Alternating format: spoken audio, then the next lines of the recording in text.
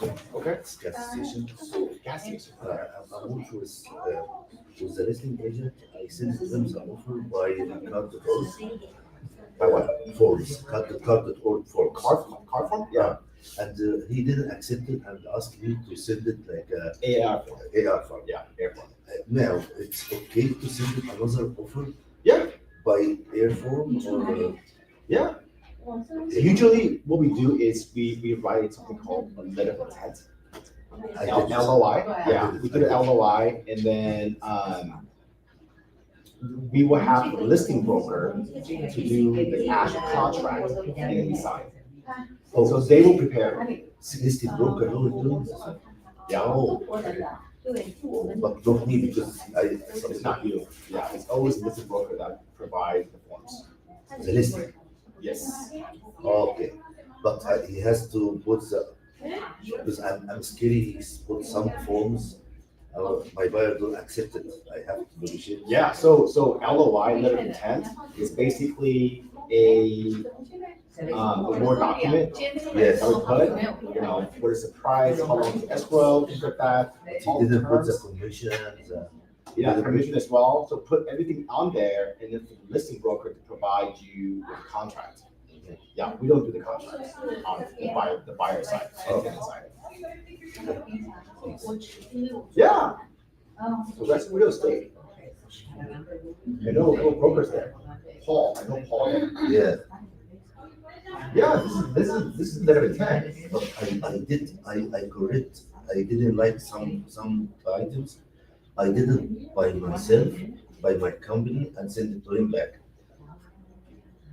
So I did the LOI, not him, but he signed, the seller signed.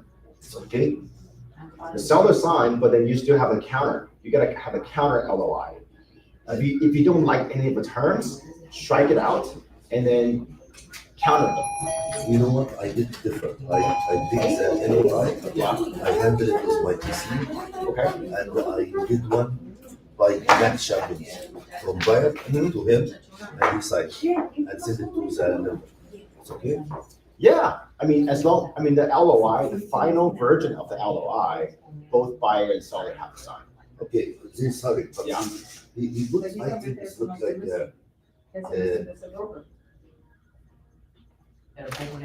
No, you cannot, that's a violation. No, it's you sign the.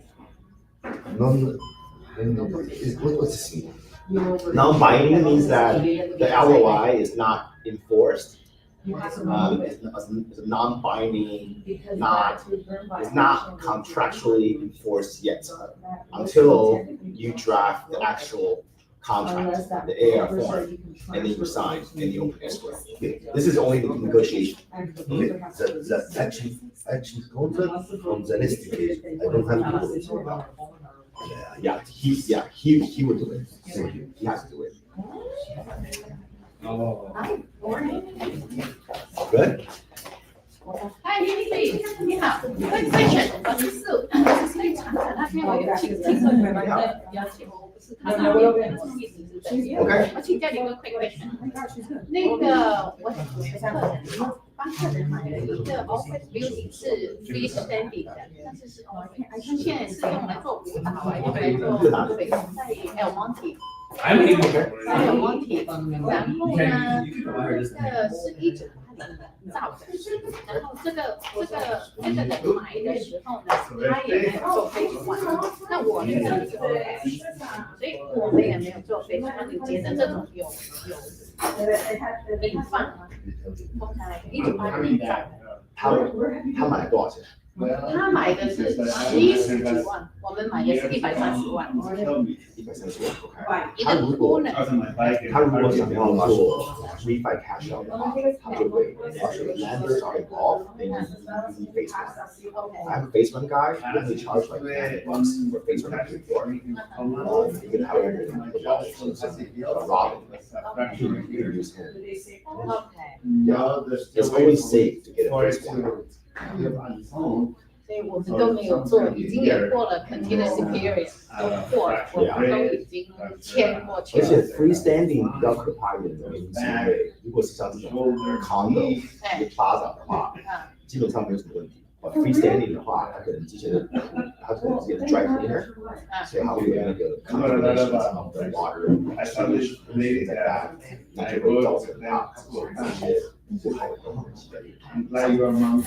So everything in the 要做。 recommended, yeah.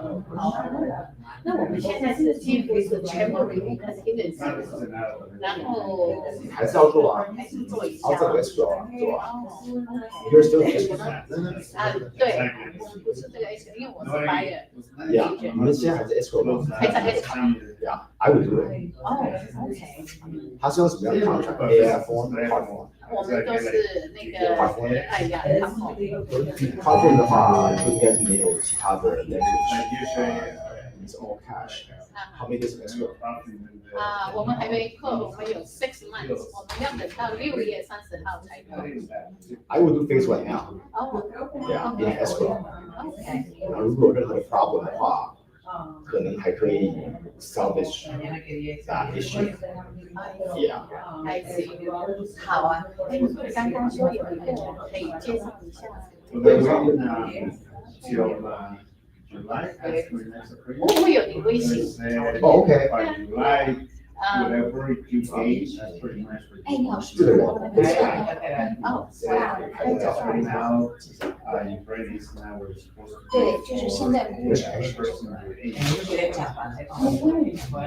那我来跟他编一下，然后细请他做。他非常做，他必须要进去嘛，他自己过去就可以了，是他需要进到 building 里面，我也不用跟对方讲，我就付钱让他去就 OK 了。是。差不多turnaround time 可能是1个礼拜。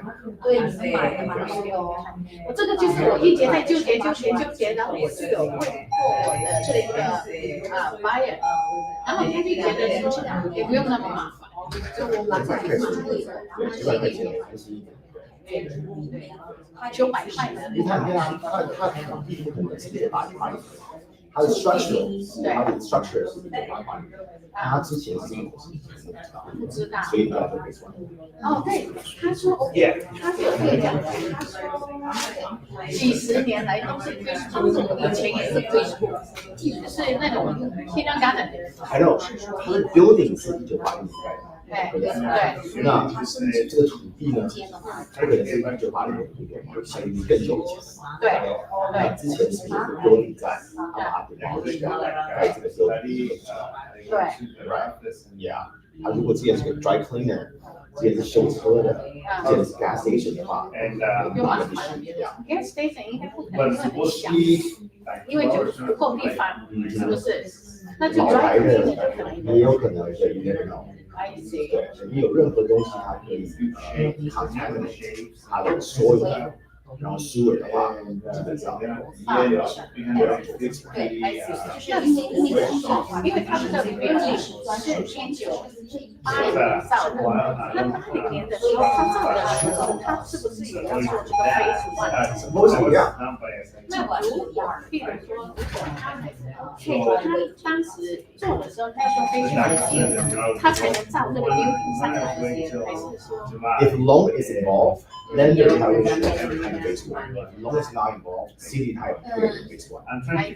那我跟你讲说，这个危险性有没有明会的参考这种？你等下给我看一下，我帮我看一下，上面上面看一下，说你的花色做什么？然后呢，如果我觉得蛮 safe 的话，可以省一点900块钱，这可以想。如果有危险的话，我还是要做。我待会发你微信，谢谢。可以再来一个小一点。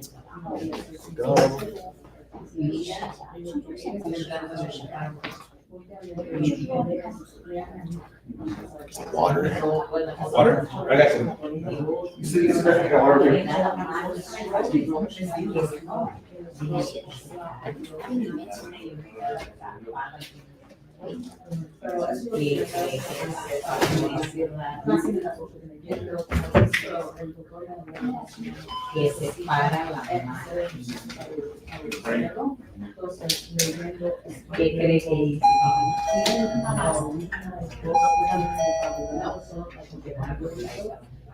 I realized it was word search. Yeah. And the puzzles and the thing that, yeah, all of We'll them. play dominoes and all, play cards. Oh, I know, I'll get over like usually, obviously, and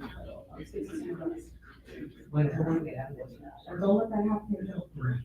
Well, why do you think that? I haven't been playing my bike since then because It's been like over a year, so July is gonna be, July 6th will be a year.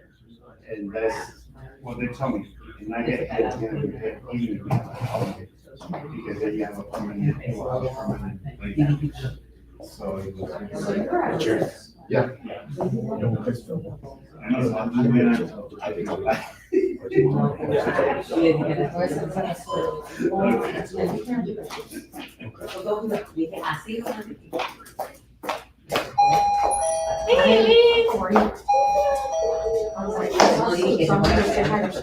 just realized you speak Chinese. Are you Chinese? I thought you were Korean. No. Hi, how are you? Oh, okay, good, good. All right, so we can start the class for today or the seminar for today. I think it's because spring break, so nobody's here. So, but it's good for you guys. It's more like a private tutoring sessions. So you can ask me any questions. We'll have a longer Q&A. And my name is Geoffrey. I'm Asian American. I moved to the States when I was 13 years old. And then I went to South Hills High School in West Covina. And I've been a licensed broker since 2018. Well, I got my license in 2010, the salesperson. And been a broker associate since 2018 and 2013. I got my loan broker license. So I also do commercial loans. And I'm honored to be one of the guest speaker or instructor at Campus Pomona.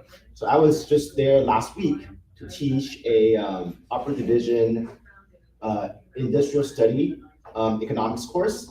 And I've been there for a year and a half now. So I teach every quarter, all right? So commercial real estate is not as easy as you thought. I mean, there's a lot more money involved than just the MLS, the super keys. Those are your overhead, right? But commercial real estate, there's a lot more money getting involved. So CoStar, LoopNet, ARCRE, Crixie, and AR Contract. So Henny was just asking me about the different contracts, different forms that we use. The car forms also have multifamily and commercial lease buy sale contracts, but most of the time, CBRE, Lean Associate people, we use AIR contract. AIR stands for American Industrial Association of Realtors, AIR. They are the oldest commercial website that's out there, all right? So CoStar is also one of them. CoStar is not available to the public. You need a 1-year commitment and monthly fee is $495 per month. So that's the money you have to spend, right? So if you have a client that tells you, Sue, I want to buy a house in Upland, you go onto MLS and you find that property, since you're a client, or better yet, Redfin and Zillow, it's open to the public, right? But commercial side is different. Commercial side, only LoopNet is open to the public. And ARCRE, Crixie, and CoStar, they're all paid membership services. So if you really want to find the 100% of listing that's out there on the market, then you need CoStar and AIR, maybe Crixie, right? So that's a big difference there. How to become a commercial agent or broker? There's no special license needed. You only have to have the salesperson's license to do it. You don't have to be a broker, but broker is strongly recommended. And then I strongly recommend a course called CCIM, Certified Commercial Investment Member. And there are four courses, 101, 102, 103, 104. 101 is the basic of commercial real estate. So I strongly suggest take that course and get more familiar with calculations, income approach, when we're doing broker opinion, appraisals, and things like that. So the major component of commercial real estate, short for CRE, you have industrial. How many of us have done anything that's commercial, not houses? So Yes, and what? Elizabeth, yeah, of course. Yeah. Yeah, so you've done industrial, retail, It's retail. yeah, so Industrial, retail, I that's have not gotten to that. right. Industrial makes a lot of money because Well, then I need to get into that. it's huge. Yeah, it's huge, right? And then you've done I saw Office. a grocery store in Growing Park. That's okay. Yeah. The business or the real estate? It's the basic. The real estate. Okay, The good. property only, yes. And then you've done commercial as well? Just a little, I saw a business and I also have a warehouse now For lease or for sale? for sale. Where at? A month. Okay. I think I spoke. You did? Oh, okay, yeah. I see a monkey. Okay, good. So, industrial real estate in the commercial sector, you have manufacturing, you have distribution, you have flex R&D, and yard. So manufacturing. So when we talk about industrial real estate, so it's warehouses, right? But not all the warehouses are the same. There are different type of warehouses, right? So if you have a manufacturing plant, what comes to your mind that a industrial property is good for manufacturing plants? Power. Yeah, you need probably like 1,200 amp. You probably need 3 phases. You probably need how many watts and volts? So because you have a lot of like equipment and machinery that needs a lot of power, right? And getting the power, if you want to upgrade from a 400 all the way to 1,200 amp, it's a long process. Costs a ton of money, tons, because CD is involved, Edison is involved, the transformers, the meters, and then the whole entire block of the section need to have enough power, right? There's always like generators in a corner on a major street. So everything is calculated. So it's very, very tough and time consuming to convert a 400 amp into a 1,200 amp. So that's manufacturing plants. Distribution, you need to have a lot of loading docks, right? Because it's for logistics, it's for trucking company, freight forwarding. So you need tons of docks.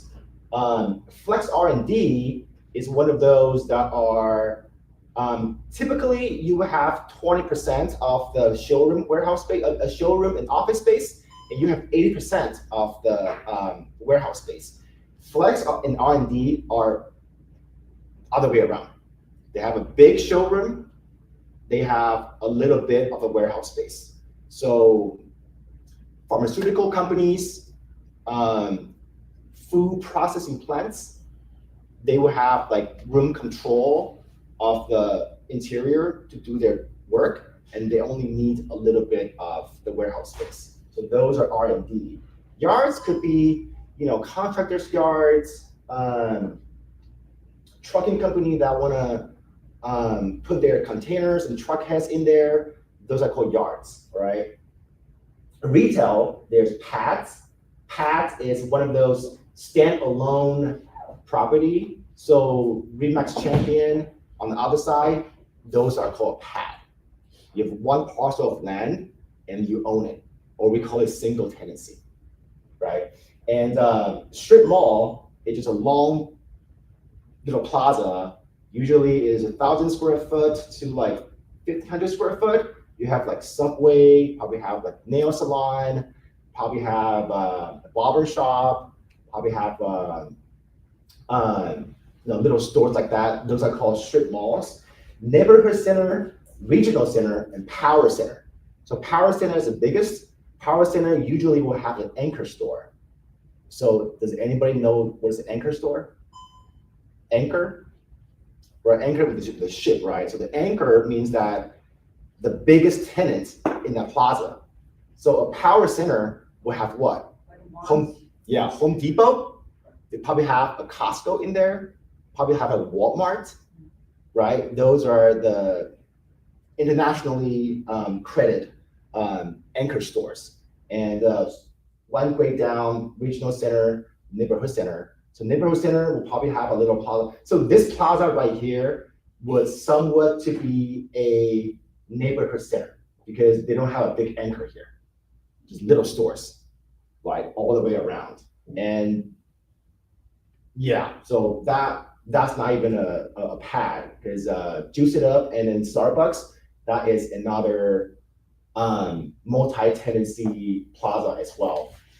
And we also do development and land and also office as well. So office is not the same. There is professional offices, executive suites like WeWork, and medical office. So that's kind of brainstorm for a little bit. What is the difference between a medical office and a professional office? Anything? What is the difference? Medical office and professional office. Is there, you can think of anything that they might be different? Professional office has more businesses in there renting out, or I don't know. Yeah, so structurally, medical office will have plumbing in each suite. There might be dentist, it might be chiropractor.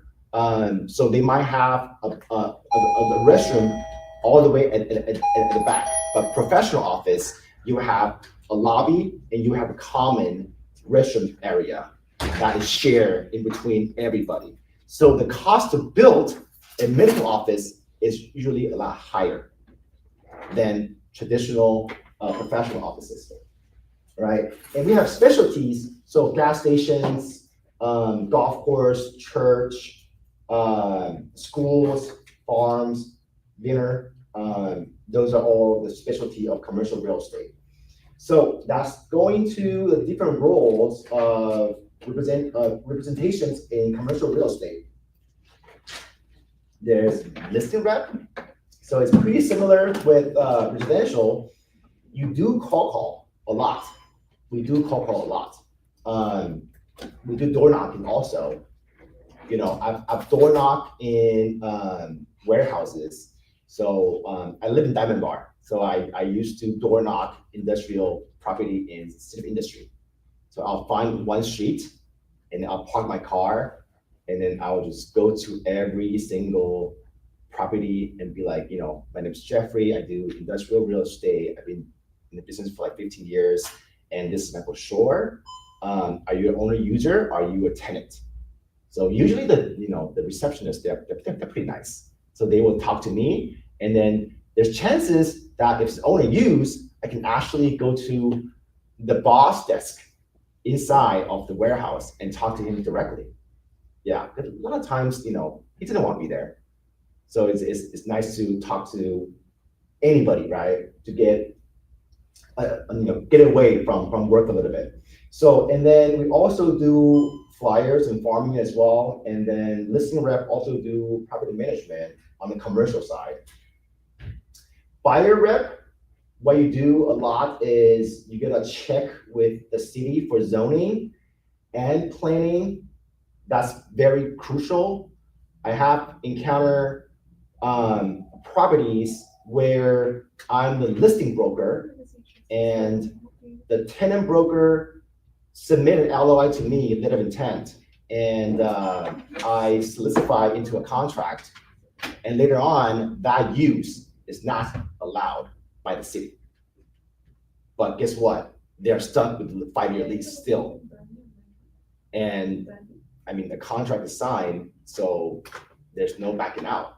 So they actually did a sublease. So check in with the city and planning about the zoning, the use, business permits and licenses, very important, right? That's your job as a buyer's rep or a tenant rep. And comparable analysis, just comps, right? In residential, if you're gonna compare a property in Upland, 2,000 square foot, 4-bedroom, 3-bath, what do? You go to the neighbors, right? And then you find similar properties. And then that property have a pool, that property does not. So simple minus and plus. But in commercial real estate, most of the commercial real estate properties are not owner user. They are investors. So how do you determine how much this plaza is worth? Because you can find another plaza very similar to this plaza, right? It's hard to find. So what do? You do income approach. So you will go to the landlord, the owner, and ask them, so how much is Starbucks paying you every month in rent? How much is Legacy Trust Escrow paying you every month in rent? How much is a pizza place, running rent? And how long is the lease?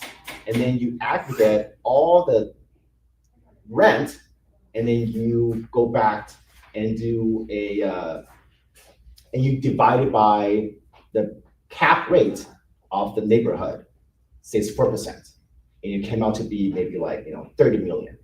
So that's income approach. Because commercial real estate is very, very hard to find exactly or similar properties to compare. Sure. Like, what if that is, they did not really provide you the real rent load, right? It's called like real, do they need to provide you the? Yeah, it's called estoppel. Data? It's called estoppel. Okay, Estoppel certificate. I see. So say plaza like this, they usually have a leasing broker, and they do have property management that property manage the plaza also. When you sign a lease in this plaza, one of the verbiage in the contract says that you have to cooperate with the estoppel certificate, meaning that if I want to sell the property, I can disclose to the buyer that your rent and then the length of your lease. Yeah, so that is default in AR contract. So what if that's a small one, like the one that I sold, the owner, my client, their parents purchased like back in like 40 years ago. Sure. And then they have the same tenant for like more than 10 years. And then the rent before the 10 years, that's really low, below the market rent, right? So when we did the income approach, the profits was like Right, much less. So So it's a small one. these are called value adds, right? So say that you have a standalone building, it's an office, and maybe a medical office. A dentist has been practicing at this location for the last 15 years because he's stable, so the landlord don't mind raising up the rent too much, right? And then the property owner bought it a long time ago, so it's very, very cheap. So his holding cost is very, very low. So he wants stability than the actual rent. He's happy with that. But guess what? If this property worth like 400K 20 years ago, it might worth 1.6 million now. So the next buyer will have to get better rent or market rent in order for him to make sense in his investment, right? Then you will have to kick out the dentist to improve the rent in order to sell. And these are called value add properties. Yeah. So how do they do? Like they sign a new lease or?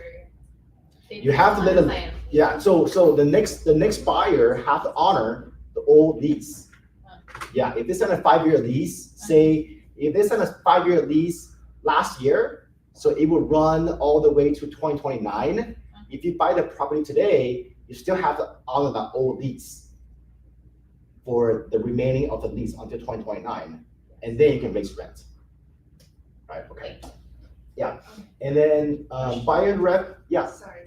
So residential, we have a limit of 10% increase on rent. What about commercial? Is there? Yeah, that's I think it's AB 1482.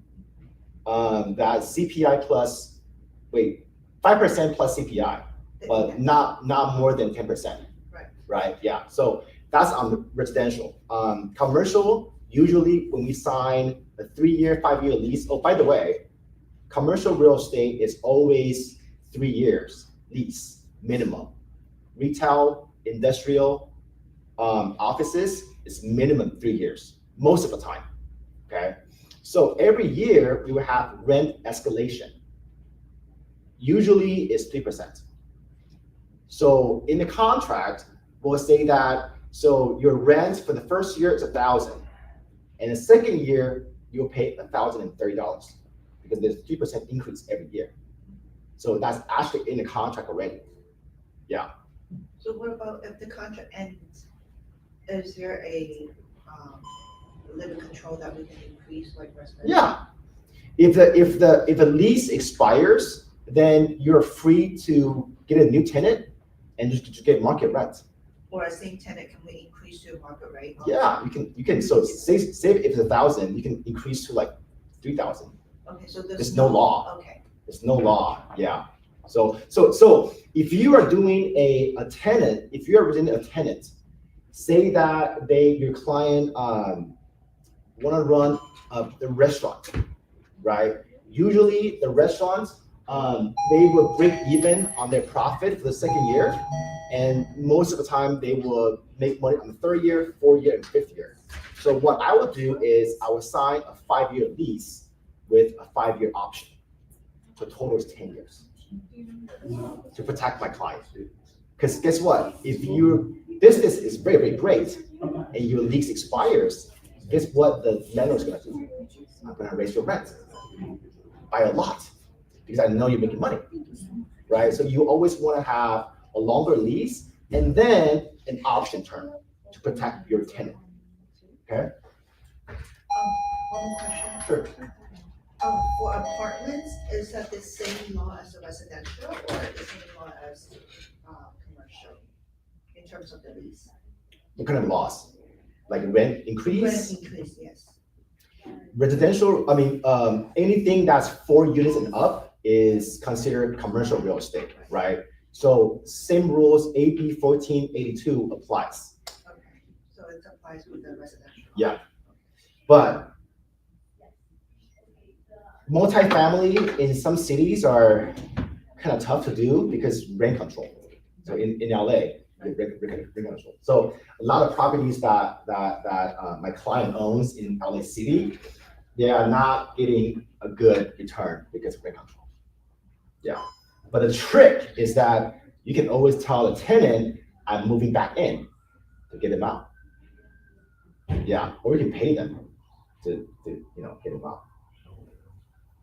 All right, so the new generation of commercial real estate brokers and agents, how do you find clients?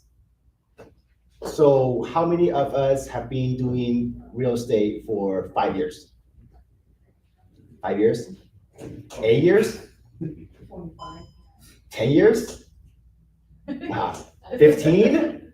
What? How many? 15? Yes. So most of us are, been doing this for a long time. So I have a good analogy is this. You have tons of clients. You have tons of clients. But if you don't advertise yourself as a commercial agent, and if you don't know your lingo, your stuff, your client don't really go to you for commercial help. It's just like when you have a toothache. You don't go to a surgeon and have an open heart surgery. When you have toothache, you went to a dentist, right? They're all doctors, right? When you have a toothache, you don't go to a chiropractor because they're all doctors. They're all in the medical field, but they are different. So my client will come to me because I've been advertising myself. I've been doing commercial real estate for a while. So my clients will come to me, or friends and family will come to me for any commercial help. So it's always good to advertise yourself as a commercial real estate agent, and also do commercial real estate to let people know that you know your stuff. You've been closing deals, and you can actually do this, right? So ways of lead generation, social media, very important now. Facebook, Instagram, TikTok, Thread, I think. Just a way to let people know that, because you know, I mean, you probably know 1,000 people, but you don't call them every day. You'd be like, hey, Mike, how you doing? I'm doing commercial real estate now. You know, you don't do that. I mean, you have so many friends, but when you post stuff, people that follow you, your old friend that you don't see in 20 years, maybe they still follow you. Maybe they want to buy a warehouse. Maybe they want to start a business. You never know, right? So it's always good to do that. Cold calling, door knocking, and mailers. Don't have to elaborate more on that. Networking, social events. Go to the City of Commerce. I mean, the Chamber of Commerce in every city. Talk to them about what is happening in the city of Ontario or Upland, right? Get familiar with what's going on in that city. Get familiar with, say, so I have a house in St. Dimas, and the goal line, the metro line, is expanding, right? So because I know 2 planners in St. Dimas, so I knew a long time that they're gonna build and where exactly is that track's gonna run. So I bought the house like right next to the rail. So I wanna attract people that are younger people, they probably work in Pasadena or downtown LA, they can travel with Gold Line back and forth to work, right? So that's one of those, get familiar with the city, Chamber of Commerce, know these people. And then once you know about commercial real estate, once you actually do it, you do get a lot of residential agents referrals, just like us. You know, if you have any problems, you'll come to me for help because I'm the expert in commercial real estate. So you can do that too, right? So that's very powerful also. Step by step of commercial real estate transaction, just like residential, based on your client's criteria, that you will find them a property. So industrial, retail, office, whatever, right? And then the second thing is that you coordinate the tour with the listing broker. So we don't say show a property, we say tours. No, I'm making a tour appointment. We don't say showing appointment. And once the desirable property has been identified, submit your LOI. LOI stands for letter of intent. And this is where it gets tricky. Letter of intent is non-binding. It's only a negotiation. So when we are doing residential, we do RPA, and then we counteroffer, we counteroffer, we counteroffer, and then the last counteroffer supersedes all the verbiage that's been changed per the RPA and 1, 2, 3, 4, 5 counteroffer. Commercial real estate is other way around. So we do LOI, we send them LOI. My client wants to lease this plaza or this suite for 5 years, and I propose $3,500 a month, and I want a rent escalation of 3% increase every year, and I want a 5-year option, and you gotta pay me 3% commission. That's in the LOI. And you submit the LOI, well, you draft it based on your client's desire, and then you have them sign and then send it to the listing broker.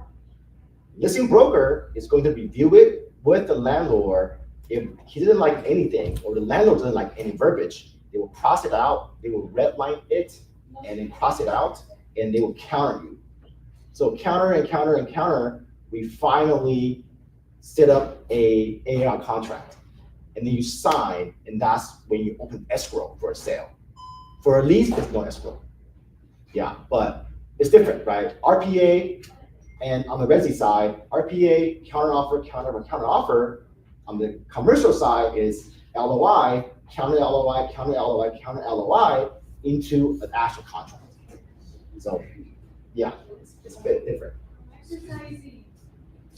If the transaction has 2 things like that, business and commercial, land or Sure, building, I have to open 2 escrow or just 1?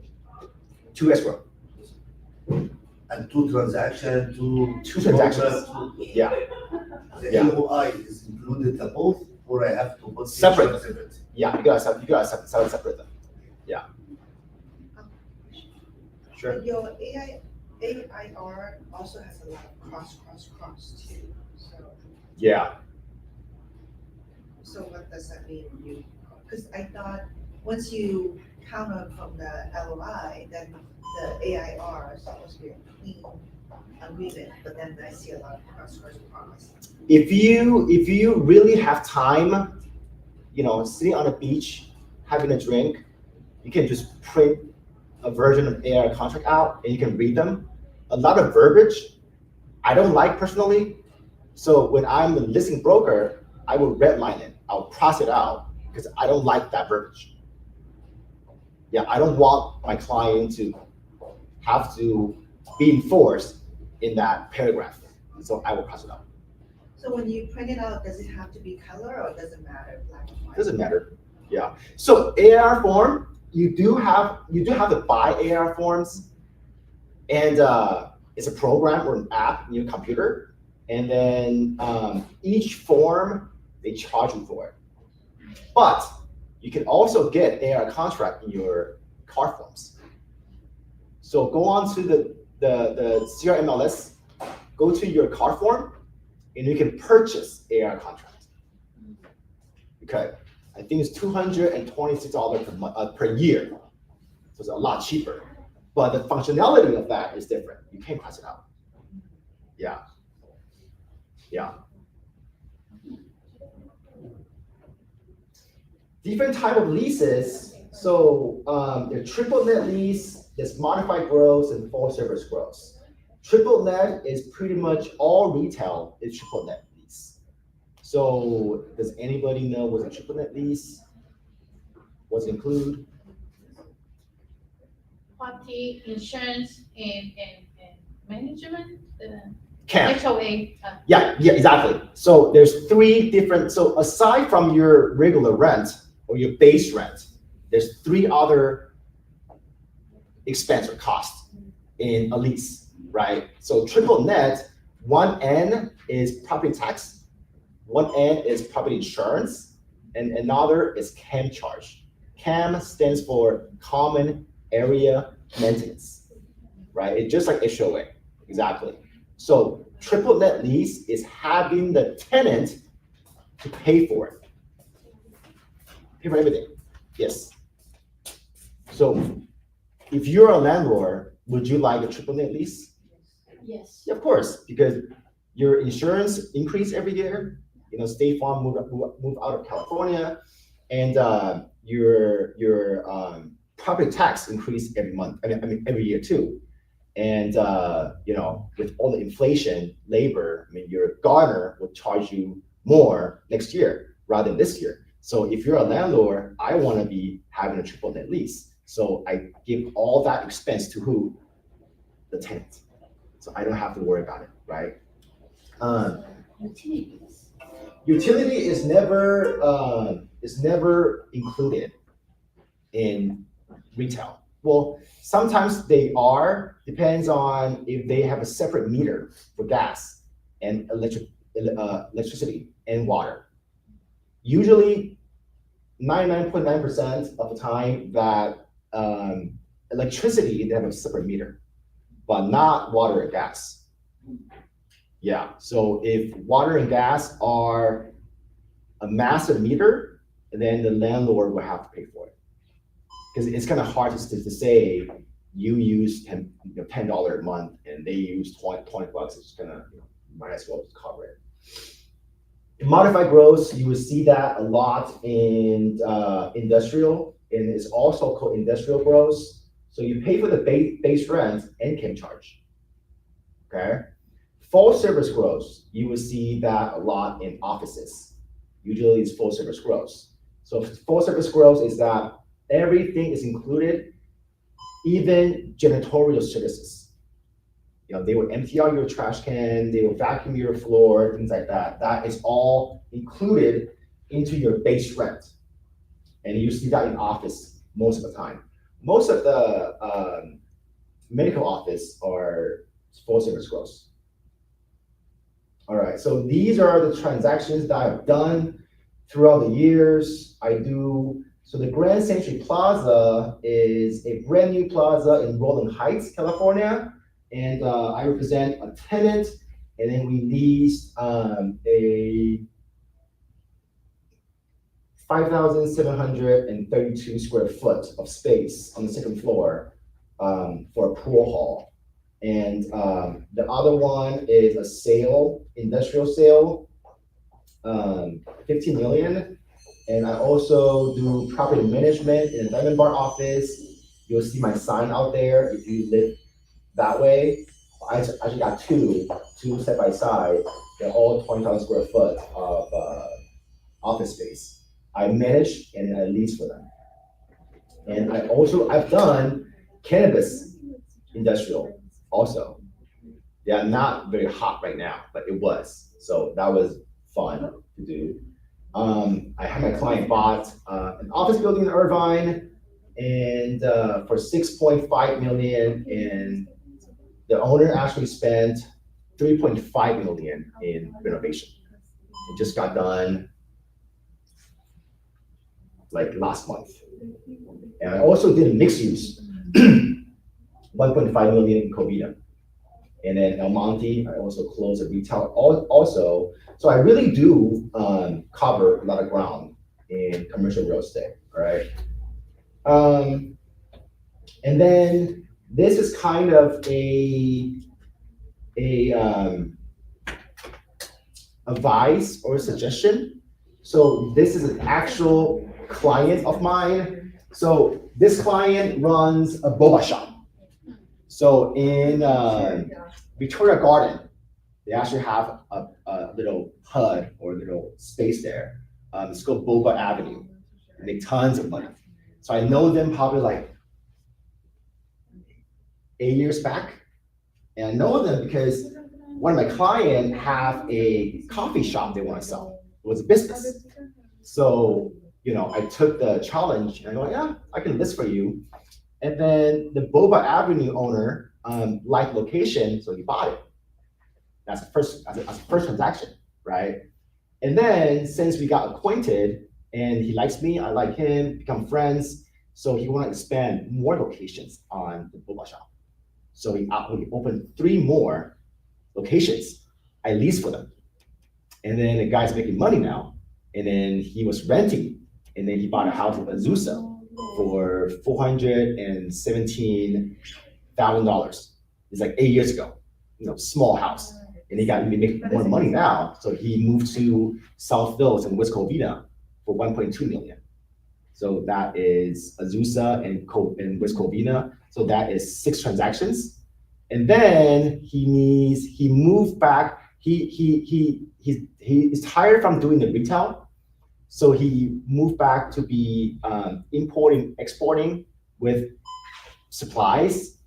So cups, straws, syrup, boba, tea bag, anything that's associated with tea shop. He's now the importer and exporter. So he leased a 17,000 square foot of warehouse in Bowen Park. Oh wait, no, in El Monte. That was like 8,000 something. And then he expanded. So he leased a 5-year lease in Bowen Park for 17,000 square foot. So now there's 8 transactions. So it's really, really beneficial for people and agents to learn and do commercial real estate. I think, I'm not saying bad thing about residential, but there's so many competitions out there. As a buyer or a seller, they have tons of people after them. I want to sell your house. I want to sell your house. But commercial real estate is more personal than you think.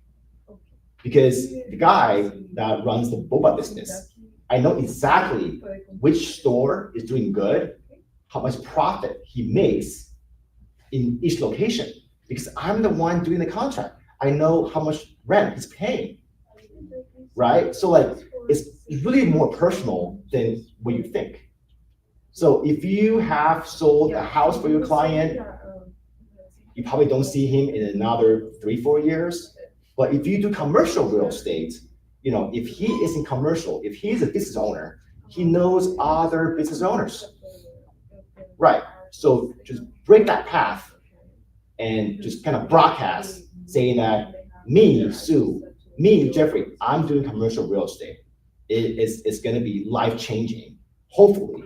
And then this slide is more for Elizabeth.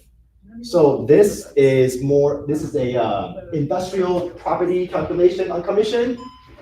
So say it's 15,000 square foot and it's $1.75 per month and you times 12, so it's 12 months, is a year of calculation. And then if you do a 3-year lease, only a 3-year lease. So we do a 5-year lease. This is a 5-year lease and you add them all together and times 2.5%. And you get 42,000 extra commission just to lease a 15,000 square foot of industrial space. And for me, that's good money. That's easy money. Do you get as soon as you sign a lease, or you get it every year? Good question, but it's all different. So for leases, for retail, you get paid half at the execution of the contract. You get the second half at the grand opening of the business. So you get paid separate times, all right? For industrial, you get paid one time, upfront, at signing, at lease execution. But if the other party is like CBRE, Lee and Associate Collier, it might take like a month and a half to get a commission. I know there's no escrow involved, but the logistic is longer. So when the deal is done, the listing broker, say it's Jeff Bethel with Lee and Associates, he will have to bill the landlord for it. He will bill the landlord for the total commission, right? The landlord probably have their accounting department, so they gotta issue that check to Lee and Associate. And then the Lee and Associate will have to take out Jeff Bethel's house split and keep his split.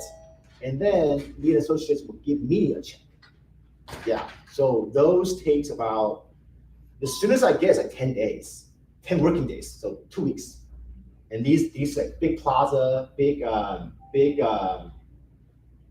industrial or owners, a lot of them are out of country. Yeah, they don't live in the States, or they live in other states and they travel a lot.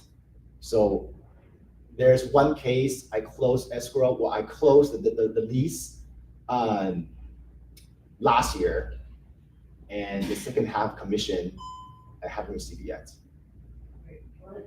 Yeah, it's been like 4 months, going 5. At what point do you like call and say, hey, where's the money? I email them, I email her like maybe on the day, what's my commission? What's my commission? What's my commission? Yeah, and then she goes, we haven't get paid yet. Yeah, so, but it was like $2,000, it's not big money. Yeah, if it's 20 grand, I'll be like, hey, I'm not going to your office right now, give me the money, you know? So how is the commission calculated? So where sale, it's just like resi, you know, what is the price times the percentage, and you get paid that way. However, in commercial real estate, it's more open because you do write your commission in the LOI. Right? I don't care if the listing broker signed a 4%, 5%, 6% deal, I want to get 3%. I don't care what you got. I want 3%. So always put 3% minimum in your LOI. Regarding the new policy and terms for the commission in residential, sometimes the seller don't pay us. Yeah. I have to ask the buyer to. No, so the residential law that passed last year in July, I think, it haven't affected commercial real estate yet. Yeah. And then funny fact is this. So if you have a commercial firm, the DRE does not audit you because the DRE regulate CRMLS, right? But the DRE don't reach their hands into CoStar. They're private. AIR, LoopNet, they're private companies. Right, so that's another thing I kind of want to share. So I can't ask the buyer if the seller. You could, but usually you still get paid by the landlord or the seller. Yeah, but always put 3% in your LOI. Sorry, the seller has a right to make a condition for the commission. Let's say $3 million, I will give you 2%. 2,500,000, I will give you 1%, and work with him by this way or no? Are you talking about, are you representing the buyer? Buyer. I don't care what kind of commission you set up. I want 3%. Okay, I got it. Yeah. And then if you have a strong client, ask for 3%. So the deal that I closed, that location in Irvine, my client bought it in 2021. So that was still in the pandemic, right? People work from home and office just like plunged. There's nobody working in the office. They want to sell that building. That's a huge building. It's actually 18,331 square foot. And the other broker is Lee & Associates in Newport Beach, David Bolt and Tim Agulo. And when I was doing my LOI, I asked for 3%. And he called me right away and be like, Jeff, like, I can't pay 2%. We signed a contract for 4% total. So, you know, we can only split 2. And I was like, we're a cash buyer. We're in a pandemic.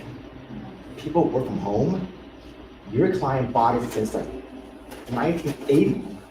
So your depreciation recapturing is almost done. So, you know, I'm gonna haggle with you on the price and I want freaking 2%. And he goes, all right, well, if that's what you want, let me talk to him. So it was like 4:30 at night or like in the afternoon. And then he called me back like 4:35, it's like 5 minutes. It's like, Jeff, I got you 2%. Let's open escrow. So if you have a strong client, if you know the market condition, yeah, you can always ask more. If I asked for 3.5%, I might have got it. Yeah, honestly, yeah. So for commission, usually we write in the LOI. In the LOI. Before I always email them, what's the commission percentage, and they reply me by the email. Sure. But I never wrote it. You could do that. You could do that, but LOI has to be signed by tenant or buyer and landlord or seller. So once it's signed, it's actually enforced contractually, right? Yeah. Email do have some power to enforce, but nothing better than people sign for it. Some retail, usually there's an own commission contract Mm-hmm. that they have that, they ask the broker sign like that. So they have a separate agreement for commission. Yeah. Yeah. But you can always ask for more. Yeah. I don't care the contract they sign with the listing broker and the landlord. If I have a strong client, I'm gonna ask for it. Geoffrey, on the AIR, it also has a section put in the commission as well. If we. For sale, yes. It's right above the signature block. So for my situation, we skip the LOI, went straight to contract. So I guess, the contract will work as well, right? If you use the AIR contract, yeah, it's right there. It's the last paragraph. It will say how much is paying to the selling broker and how much is paying for the buyer's broker. Yeah, so put it in there and then have them sign. So you're entitled like commission. Yeah. The commission for leases is just basically the aggregated, so the total rent, the 5-year deal, the 3-year deal, the 10-year deal, You get all the rent times 1%, 2%, 2.5%, 2%, and also the annual increase has to be on there. So if it's $1,000 per month on rent, if it's a 3-year lease, it's not 36,000, right? The first year is 12,000. Second year, you gotta do 3% more, and then add them all together, right? That's very important, okay? And then how do you get paid in leases? Is that once you are done with the deal, you provide an invoice for commission, and then you issue that to the leasing broker. That's how you get paid. That's pretty much it. It's been an hour For of you me to talking. chance how to write a LOI. I have templates I can share with you. Yeah, but every LOI is different. Yeah. So let's say if we're talking about leases, then retail leases and industrial and office, they're different. Why? If you have a retail deal, you probably have to do renovation. It's called TI, tenant improvement allowance, right? So you'll be negotiating rent abatement or called free rent, an early moving period. And then in an industrial, you don't really have to have, I mean, it's easier for you to get this license for it. Yeah, so retail, they're all different. So you have to really understand the market conditions for each sector, industrial, warehouse, and then multifamily, and then retail and offices in order to negotiate. But the formula or the template, they're pretty much all the same. Yeah. Okay. So what is your company? So I am with Champion Community. Oh, we are same company. We are one. We are family. Oh, okay. Yeah. I see. Good. So I partner up with Jennifer because she wants me to mentor and help her agents in Champion and Champion Community. So I actually have an office in the West Covina location. So Elizabeth is on the north side, same plaza, she's on the north side, beautiful office, and I'm in the New York one. Yeah, my office is over there. So if you guys have any questions, come to the office and we'll talk. Oh, so Yeah, in the car. So if I'll get it for we you. have a question, we can just ask you. Yeah. Let's say if I got you, I don't know how to do it. How do You you think we can cooperate with you? Yeah. Then how we gonna work that? Depends. Yeah. So it depends. I gotta share with you. So the way how I do slides is I do like a lot of slides, and I can share this with you. A lot of the resi brokers and agents feels like, you sold a house for your client, or you have a listing for $1 million and you sign a 4% commission, so you at least get 20K, right? If you double end it, then you'll get 40K, right? That's kind of like fixed in our mind. But commercial real estate, we don't really work on 1099. I mean, we kind of work as like a lawyer, and I'll show you. It's this. So say the transaction is $1 million, commission is 3%, so it's 30,000. The house take 10%, so you're left with $27,000 for that one deal, right? And then calculate your hourly rate. Think of you're a lawyer, right? You work 8 hours a day, 5 days a week, and there's 52 weeks in a year. But you got to take vacation. So I went to the cruise just last week for 5 days, right? So people take vacations. So you probably times 48 weeks in a year. So in the whole year, you work 1920 hours for the whole entire year, right? And then how much are you worth per hour? So say that your target salary is $500,000. So 500K divided by 1920 is that you have to get paid $260 per hour in order to reach your goal. Okay? Simple, right?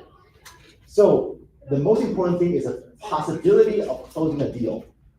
When you have a listing, what is the percentage you close that deal on the resi side?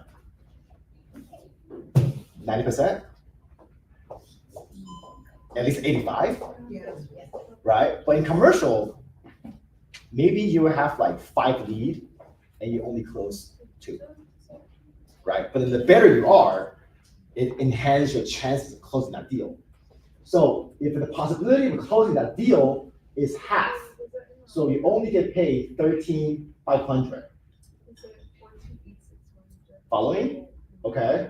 And then if you divide $13,500 by 260 an hour, you only if you do any work over 52 hours, it's a loss for me.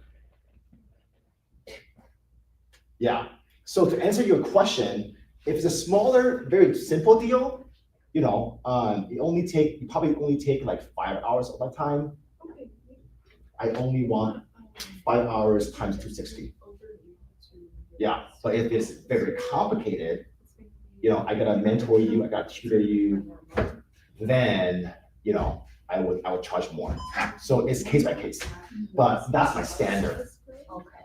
Yeah. So if we have a question, we ask you, so we have to pay. No. If you have questions, ask me anytime. Oh, that's not charge us. Not charged. Yeah. Okay.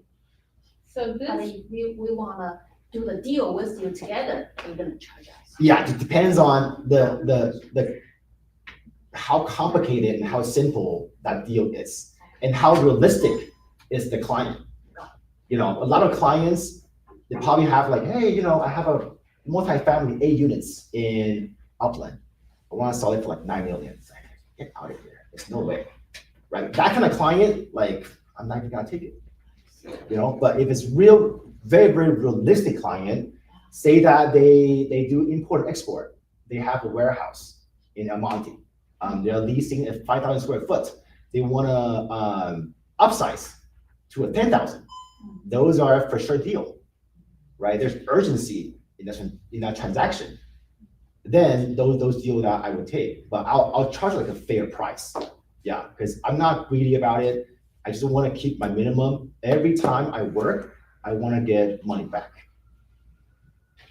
so pay by each time or Mhm. pay by the whole deal when the deal closed or? Say a deal, you and me collaborate and half, so I make half, you take half. Yeah, Or hourly or like percentage? right. Yeah, and I can use this for taxable annually. I can ask my account to use this one like the accountant? like income for me and use it for No. the taxes. This is more of like a mindset switch. This is more of a mindset switch. I can't make for myself like a W-2 and because I will put this amount as a total for the taxes, it take like a 35%. So how many of us receive commission in our personal account? We all have like LLC, S corp, right? Yeah, so that's more of a private financial CPA matter. Yeah, you can always pay yourself W-2. Yeah, but this is more like a mindset switch. You know, the more you know commercial real estate, it enhance the possibility to close it. And then, you know, so for me, my mindset is not big deal, small deals. It's not my mind. It's not. It's more of the possibility me getting paid at a minimum of $260 per hour. So maybe small deals, a lot faster. And I use like 10 hours and I close it. But like bigger deals, you know, probably take longer, like half a year. And I put like the time, energy into that. So maybe the big case, I don't make as much hourly. You know, so commercial real estate brokers actually are trained to do this. I learned this when I was doing my CCIM in one of the instructor, and she is with Ashwell Commercial. They're in La Mirada or Norwalk. Yeah, Gary Martinez. He showed me this. And I go like, oh, that makes sense. That makes sense. So like, for me, I don't get excited if my client says, hey, I have 5 million, I wanna buy something. I'll be like, how realistic are you? You know, I'll ask a lot of questions and then see the possibility, me closing that deal. Yeah. So for CCIM, you said better finish 1, 2, 3, 4. So when you finish 1, they give you a certificate. 2 give you. Yeah, so CCIM, there's 4 core courses, 101, 102, 103, 104. Okay. Each course is 5-day long. The class starts at 8:30. You get up at 4:30. You have a 30 minutes break for lunch. In the morning, you have a 10 minutes break. In the afternoon, you have 10 minutes break. And then once you finish the course in a week, there is an online test. And I think the passing rate is like 70%. And you gotta take, I think it's like 100 questions, open book, but you gotta finish it online. And then you pass 101. Repeat again for 102, and then 103, and then 104. Yeah. So 101, 2, 3, 4. 4 classes. So I have to finish all the 4 courses? 1 month. So when you finish all 4 courses, Yeah. then you can take your final exam. Final exam is not open book. It's in person, and it's like 5 hours long. 5 hours long? Yeah, Like, do you know how many questions? I think it's 100. Oh, my gosh. Yeah, The passing was 75? the passing rate is 50%. Wow. Most people take twice. And once you pass 101, 102, 103, and 104, you have to have transactions under your belt. Yeah. It's either 20 transactions the last 5 years in commercial, business sale not included, has to be commercial real estate, Okay. or 20 million. Oh. Wow. Okay. So there's only 13,000 CCIM in the world. Yeah. Yeah. No. I passed all my courses, and I have a transaction already, and then I'm taking the test this October. Yeah, Take the test. the final exam. Yeah, So you already finished. I finished already. Yeah, What is the certificate? What's it called? it's more like a destination. I heard it's very expensive. Yeah, a class is about, Vincent, how much a class? 1,400 Yeah, class? so 16, okay. Yeah, Yeah, they're 16. 16 each. each course. Yes. So 4 course. And then the classes are held internationally and nationally. So a lot of times you have to fly to like Florida, Chicago, and take it. Yeah. So the 101, I took it in San Gabriel, 102, San Gabriel, 103, went to Newport Beach to take, and I live in Diamond Bar. So I wake up like 6:30, and I start driving at like 6:45, and the traffic back. So it was gross. Yeah, it's gross. It was really, really gross. So for the first time, I would strongly suggest take it with your friends, you know, get an Airbnb, travel a little bit, right? Like if they have a class in Florida, we'll fly there for like a week and a half, have some fun. Yeah, and you can share the Airbnb fees, you know? 3 people, and you can cheat, right? Finish the test, and you can cheat altogether, you know? Like, open your computer, is open book, and then just pass the exam. But I think commercial real estate is more, I think you have to be street smart to do resi. If you're good talking, if you're a people person, people like you, if you're like charismatic, then you can do pretty good in resi. Commercial, there's a lot more members involved. Yeah, so you really wanna, almost like going back to school, and learn like the basic economics and the basic of doing simple numbers. Yeah, and there's formulas that you can take.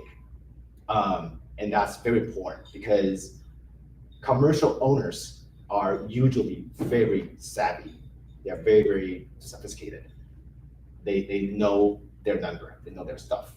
So you want to speak the same language with them, you know, and that's pretty much applies to everything. So if you want to talk about basketball, so if we talk about basketball, I will bore you out, and I don't want to talk to you because you don't know basketball. But if we talk about purses, Elizabeth, you don't want to talk to me. I know nothing about, you All know. about it first. Yeah, it's Chanel, you know, it's more expensive than Hermes. Hermes is more expensive than Chanel. Like, I don't know, right? Like, yeah. And if I want to talk about tools, so Milwaukee, DeWalt, Ryobi, anybody likes Home Depot?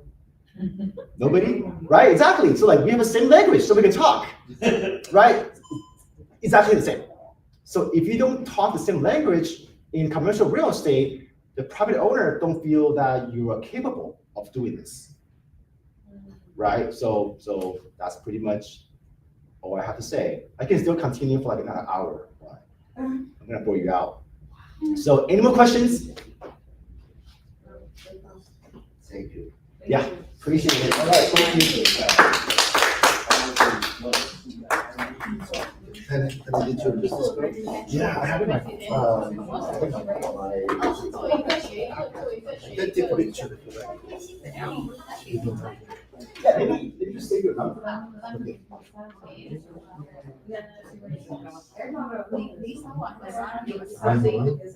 456 96 94.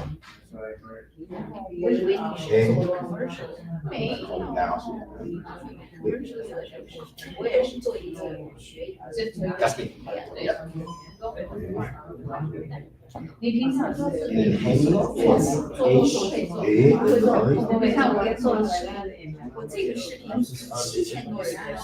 R A N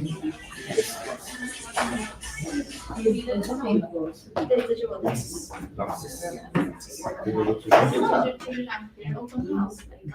所以他们也接受了。 但你可以叫他们， I think I'm sorry, if one to this one. 很简单的。 Say it again, I'm sorry. For the this classes about the courses. What CCIM? what is Certified commercial investment member. 简洁，很简单。 uh, 把这个学会了， I have to do it to You don't have to, but it's good to learn at least one. Yeah. Well, great seeing you. because when I came here, I'm losing my international. 帮你加我们学分。 你记得帮我拉提了呀？那我现在 International. So you can practice. Because I came here, I wasn't speaking English. They give me like a real estate agent, work like a broker. Every year. Who issued that certificate? It's like I have a company in Dubai. Dubai? Okay. I have a company in Dubai. Okay. And the connection. Yeah. Like a broker test.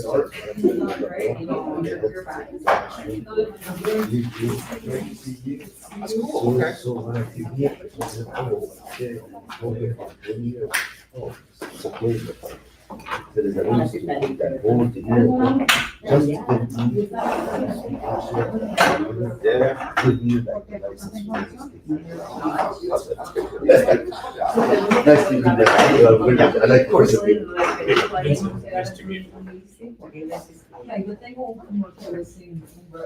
It's Wendy. 你家里的屋可以吗？可以啊，可以啊。 Pero, yeah, pero si no lo saben hacer, quieren, like, hacer una partnership, lo puedes implementar. ¿Ah? No, no, 不会。学校对，就是微信可以。可以可以可以。对。你录进来的都是什么？Sí. 有机会一起合作。 Yeah, something like that. I get it because 哦，还有就是有的时候合作 Thank you so much. Thank you. Bye. 他要找自己去看，你们最好不要这样。合同分很多种，合同有分